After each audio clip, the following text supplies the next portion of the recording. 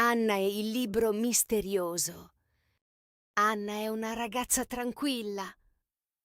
Nel suo tempo libero le piace leggere. Ogni giorno Anna legge un libro nuovo. I libri di avventura sono i suoi preferiti.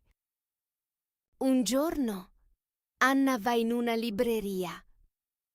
Vuole comprare un libro di avventura. Mentre guarda, vede un libro strano. Il titolo è misterioso. Anna pensa: mi piace questo libro, ma non capisce perché il libro è così speciale. Dopo aver comprato il libro, Anna torna a casa. Si siede sul divano e inizia a leggere. La storia è interessante, ma dopo un po' Anna non capisce alcune parole. Si sente confusa.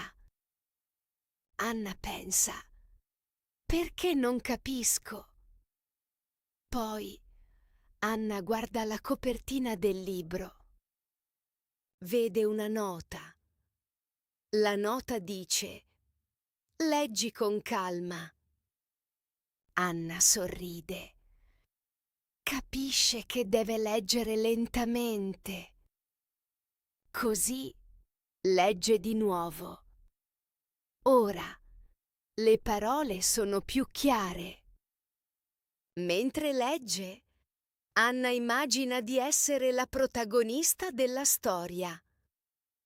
Si vede in un mondo fantastico, pieno di avventure e misteri.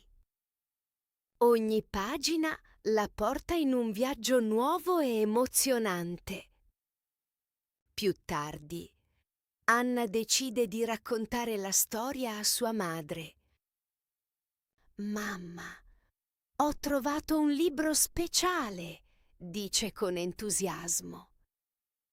La madre sorride e risponde: qual è la storia, Anna? Più tardi, Anna finisce il libro. È felice. La storia è bella e avventurosa. Anna pensa: mi piace leggere. Ora Anna sa che ogni libro ha il suo segreto.